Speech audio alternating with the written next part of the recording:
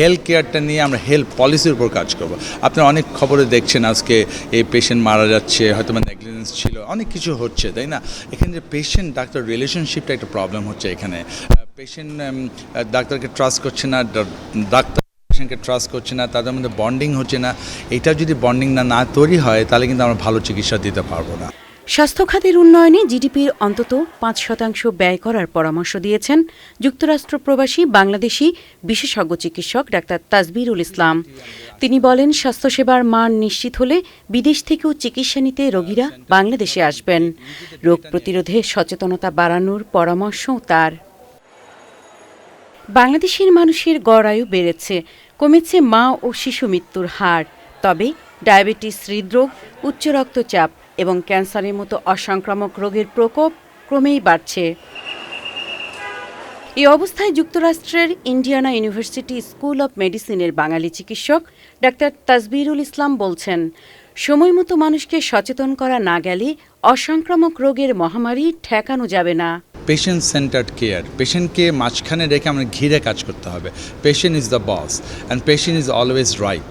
এই জিনিসটা আমরা যদি মাথায় রাখি তাহলে আমরা পেশেন্টকে ভালো চিকিৎসা দিতে পারবো। আমরা মনে করি পেশেন্ট এবং ফ্যামিলি দুজনকে ইনভলভ করে কাজ করতে হবে, তারও পার্ট অফ দ্য টিম। আমরা সবাই মিলে যদি কাজ করি, এখানে কিন্তু অ্যাডমিনিস্ট্রেশন ইনভলভ, এখানে ফার্মাসিউটিক্যালস ইনভলভ, এখানে nurses involve, emergency medical service, medical technologist সবাই ইনভলভ, এবং আমাদের পেশেন্টকেও ফ্যামিলিকেও অ্যাওয়ার করতে হবে। যেমন ধরেন স্মোকিং খারাপ, একটা ব্রেস্ট ক্যান্সার কীভাবে ডায়াগনোসিস করতে হবে, একটা পেশেন্ট হঠাৎ করে পড়ে গেল, তাকে কীভাবে আমরা পানি ছিটা দিই বা পায়ের তালু মালু করি, আসলে সিপিআরটা করতে হবে প্রথমে, তারপরে এই 999 কল করতে হবে, সেগুলি অ্যাওয়ারনেসটা তৈরি করাটাও আমাদের দায়িত্ব। যদি অন্য খাতে আমরা ইমপ্রুভ করতে পারি, আজকে এত বলি ফ্লাইওভার হচ্ছে, পদ্মা সেতু হয়ে গেল, মেট্রো রেল হয়ে গেল, আমরা কেন হেলথ কেয়ার করতে পারবো না? আমরা কেন আজকে পেশেন্ট কলকাতায় যাবে বা ব্যাংকক? অবশ্যই আমরা রিভার্স ট্যুরিজম করতে পারবো, মানে বিদেশিরাই এখন আমাদের বাংলাদেশে আসবে, বাংলাদেশের পেশেন্ট আর বিদেশে যাবে না। দেশের জন্য কাজ করার ইচ্ছা আছে। এটা একটা প্ল্যাটফর্ম, প্ল্যানেটারি হেলথ একাডেমিয়া, এটা এডুকেশনাল প্ল্যাটফর্ম, যেখানে আমরা এডুকেশন নিয়ে আমরা হেলথ কেয়ার নিয়ে কাজ করব। আমাদের ইচ্ছা আছে আমরা সবাই মিলে কাজ করব, একটা মেডিকেল এডুকেশন অ্যান্ড হেলথ কেয়ারকে একটা ডিফারেন্ট লেভেলে নিয়ে যাওয়া। বিকাশে কম খরচে ক্যাশ আউটের লিমিট বেড়ে 50,000, প্রিয় এজেন্টও 2টা।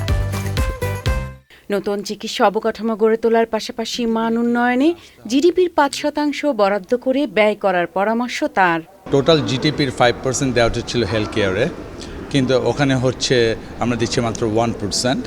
সো আমাদের এই গুরুত্বটা দিচ্ছি না। হেলথ কেয়ার বাজেটের অপারেশনাল বাজেটটাই বেশি, কিন্তু ডেভেলপমেন্টাল বাজেট দিচ্ছি না আমরা। ডেভেলপ করার কোনো বাজেটই নেই আসলে। আমার মনে হয় ওই জায়গাটা আমাদের গুরুত্ব দিতে হবে। তা আমাদের গুরুত্ব দিতে হবে, বাজেটটা বাড়াতে হবে, গুড লিডারশিপ আসতে হবে, অ্যাকাউন্টেবিলিটি আমাদের আসতে হবে, আমাদের প্রিভেন্টিভ মেডিসিনে প্রাইমারি কেয়ারটাকে জোর দিতে হবে, যাতে পেশেন্ট ভালো থাকে, যাতে হসপিটালে না আসতে হয়। আমাদের রিসার্চ সেন্টার করতে হবে এবং নিজেদের ডেটা নিয়ে কাজ করতে হবে। আমাদের কিন্তু ন্যাশনাল ডেটা বলে কিছু নাই প্রত্যেকটা জিনিসে।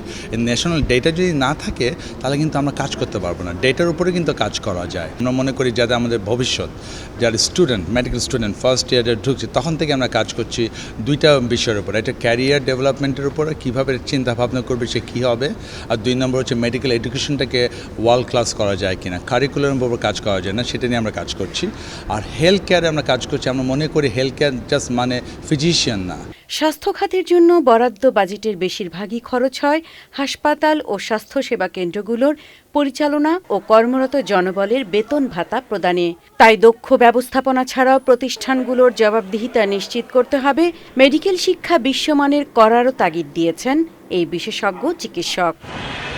জান্নাতুল বাকিয়া, কেকা, চ্যানেল আই, ঢাকা।